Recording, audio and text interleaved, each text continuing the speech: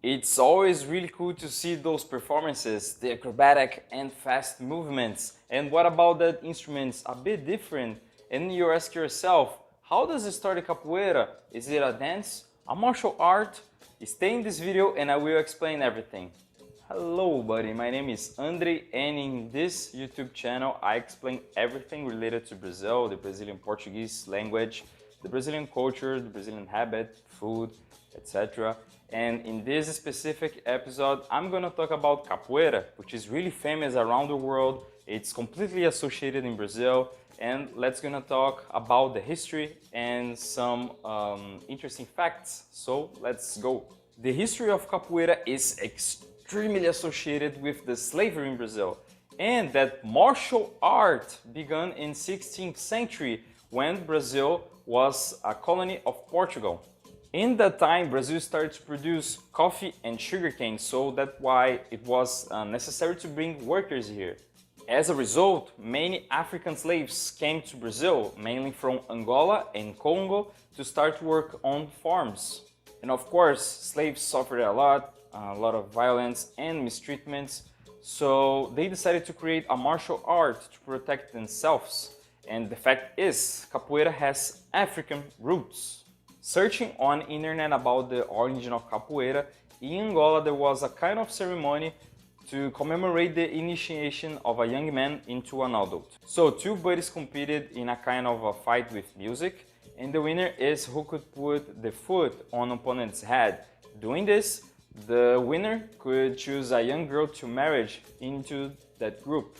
Knowing this, the slaves used the rhythms and movements of African dances to create a camouflaged martial art. In the eyes of colonizers and farmers, they are just a bunch of slaves dancing a weird music, but actually they were practicing self-defense.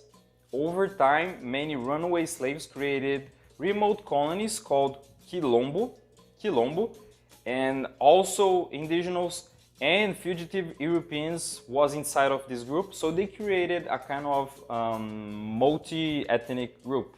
Capoeira was fully used as a survival tool against the colonizers' threats, and many Portuguese soldiers by that time reported some difficulty to capture one of these guys from quilombos because of a strange fighting technique. With the 18th century, there were already records of the practice of capoeira in important Brazilian cities as Recife, Salvador, and Rio de Janeiro. It's not Rio, it's Rio in our accent. And with the urbanization of Brazilian cities, capoeira was widespread. However, in 1821, capoeira started to suffer repression by the government, and in 1890, capoeira was banned in Brazil. Banned! And so many capoeiristas, the practitioners of capoeira, were marginalized. There were rebellions and fighting everywhere, and many capoeiristas, as a way to survive, they started to become assassins, mercenaries, and even bodyguards. Capoeira grew again only in 1930 because of the approval of the president by that time, Getúlio Vargas. By that time lived Besouro, or Beetle in English, and he was the GOAT. He was the best ever capoeirista of all time, and nobody know he was a legend or he actually lived. You have a movie called Besouro, so my suggestion is to watch that movie because you can see the history of capoeira and with a mix of Brazilian history as well. And the question is, are you enjoying this video? Let me know. I don't know, go to Brazil, ask me alive, or you could send me a message like, hey, if you do this, it will be better. I don't know, let me improve myself and bring you more knowledge and content about Brazil. And if you like me or, well, Brazil, let me know, subscribe in this channel, and let's grow up this Brazilian community here in YouTube. So let's move on. So we have Besouro, which is a legend, but also we have Master Bimba, responsible for the first capoeira school in Brazil.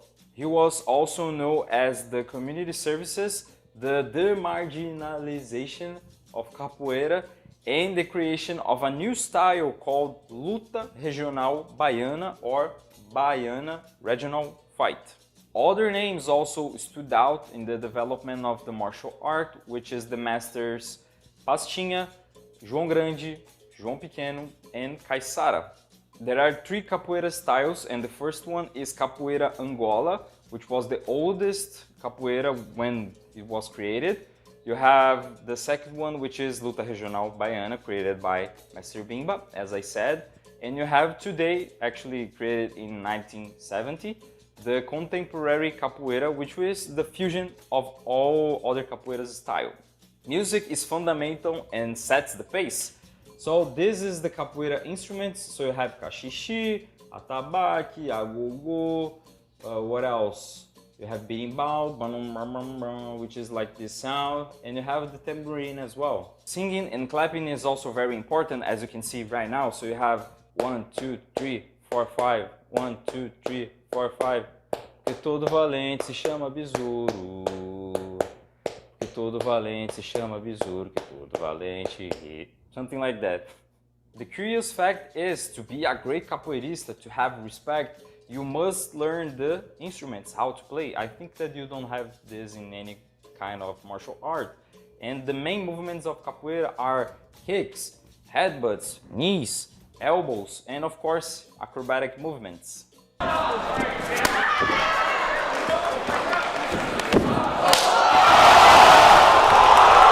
And how capoeira works? Well, you have a circle, you have the musicians playing the music, and 2 capoeiristas in the middle training their strokes. And the intention is not to hurt the opponent, but actually just train the movements. Capoeira became one of the great symbols when we talk about Brazil, along with carnival, football, and samba, the items of my slogan. In 2014, capoeira became an intangible cultural heritage of humanity by UNESCO, and August 3rd is Capoeira Day here in Brazil. Capoeira is also in movies and video games, as you can see in Never Back Down, and Undisputed 3 Redemption, and it was played by the actor Latif Crowder dos Santos. He was born in Brazil, but he's American. And in the video games you have Christian Monteiro and Ed Gordo packing, and in Fatal Fury you have the characters Bob Wilson and Richard Meyer. Buddies, that's it. I show you everything related to capoeira. It was awesome to do this episode. I love it. You have so many histories and interesting facts, which would make me feel really happy and more Brazilian. So if you like this kind of content, please let me know. Subscribe to my channel if you want to see more things about Brazil, or if you have any question about capoeira I can help you, well, just let me know. And share to your friends if they like Brazil or planning to go to Brazil. I'm here to help you. Thank you so much, muito obrigado, and I see you on the next video. Ciao!